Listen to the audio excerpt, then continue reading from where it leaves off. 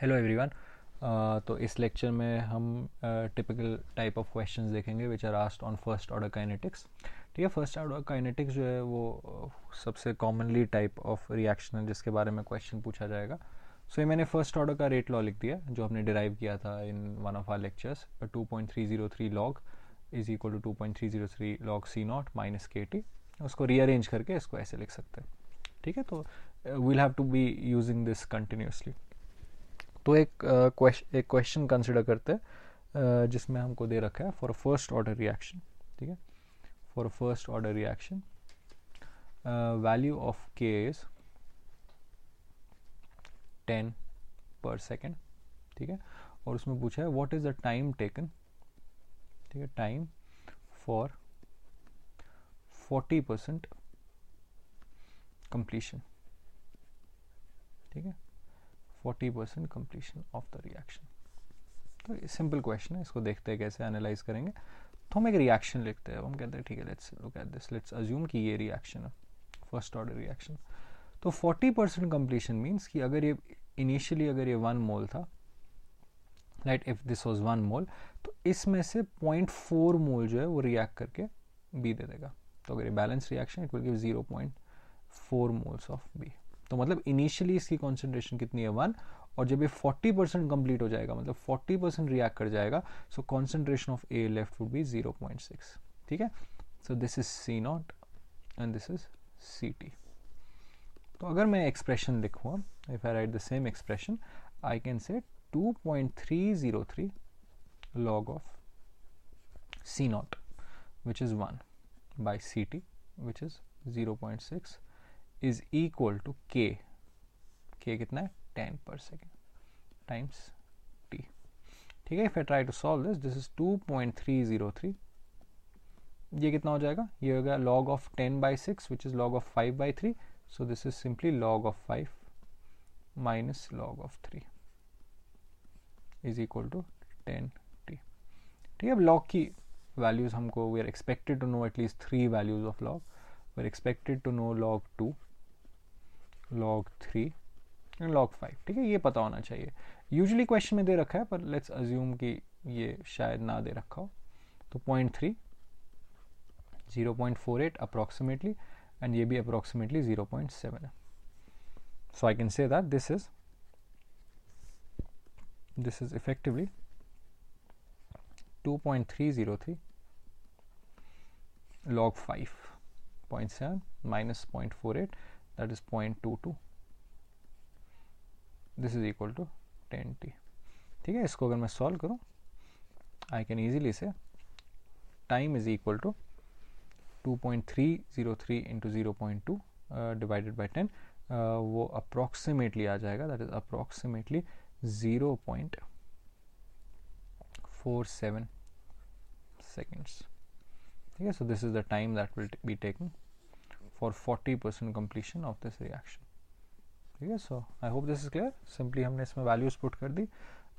so let's look at some other question, similar type of question, जिसमें first order के बारे में ही पूछा गया है लेकिन डिफरेंट तरीके से पूछा गया। तो हमको बता रखा है कि एक फर्स्ट ऑर्डर रिएक्शन है।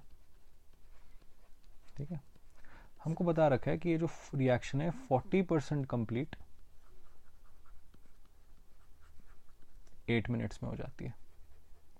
ठीक है, इट्स कंप्लीटेड इन 8 मिनट्स। तो सवाल है कि इसको कितना टाइम लगेगा 90% कंप्लीट होने में। How many minutes will it take. ठीक है, फॉर 90% कंप्लीशन।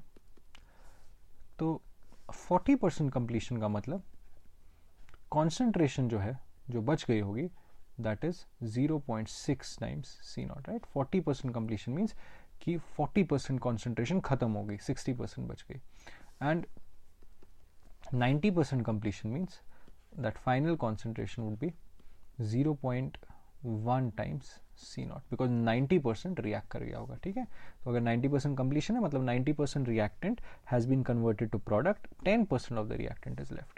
ठीक है, so let me say this is 1 and this is 2। तो based on 1 I can say 2.303 log of C naught by CT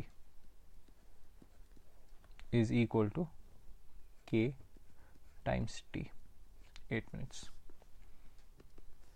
Based on second, I can say 2.303 log of C naught by CT, which is 0.1 C naught, is equal to K times the time. यहाँ time नहीं पता ना, इसको x मान लेता है, x. तो ये दो इक्वेशंस है. एक तरीका सिंपली है, जैसे पिछले क्वेश्चन में देखा उस टाइप से हम यहाँ मैं फिगर आउट कर लूँ कि k की वैल्यू कितनी है. ठीक है, I try to figure out value of k, I put that value of k here and then I can solve for x. That's one method.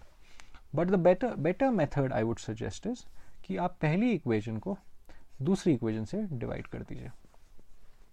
उससे क्या होगा, आपको यहाँ मिल जाएगा log of 1 by 0.6, डिनोमिनेटर में मिल जाएगा log of 1 by 0.1 that is 10 is equal to 8 by x. ठीक है, तो ये k कैंसिल हो गया, हमको x के लिए हम सॉल्व कर सकते हैं. तो log of 1 by 0.6 तो वही हो गया log of 10 by 6, that is log of 5 by 3.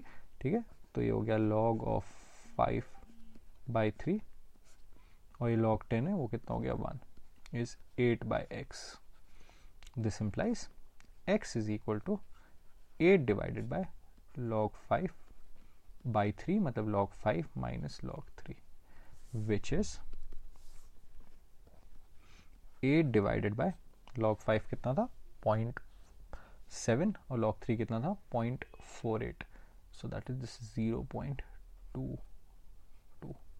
Again if I try to solve this, this will come out to be approximately I can say this will come out to be approximately 36. यहाँ minutes की बात चल रही थी, तो 36 minutes. ठीक है, so the answer to this question is 36 minutes. I hope this is clear. एक और टाइप का क्वेश्चन देखते हैं on the first order reaction. Question is, for a reaction A gives B. ठीक है, sorry, erase this. For reaction A gives B, time taken for, ठीक है, time taken for 8 moles of A to produce 6 moles of B is 10 minutes. ठीक है, then what is the time taken by 10 moles of A to produce 7.5 moles of B? Like what's the time taken for this? ठीक है, ये figure out करना है हमको.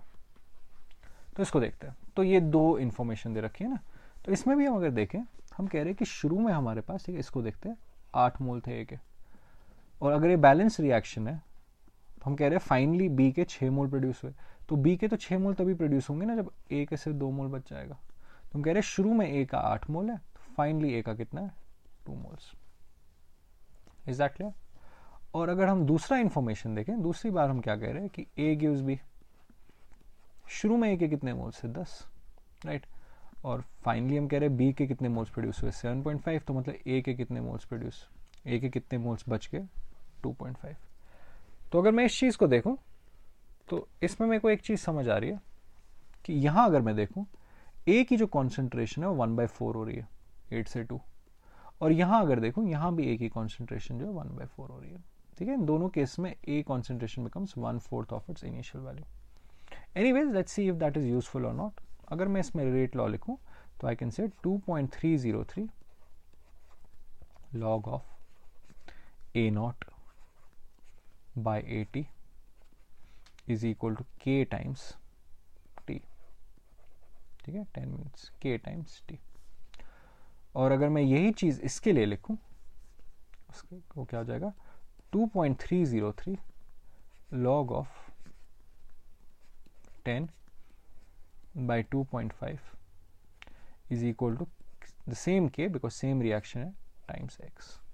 तो अगर आप इसको कंपेयर करें इन दोनों चीज़ों को, what we have here is log 4, what we have here is log 4 as well.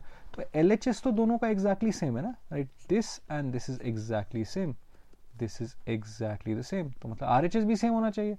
So this means that X is 10 minutes. The answer is still the same.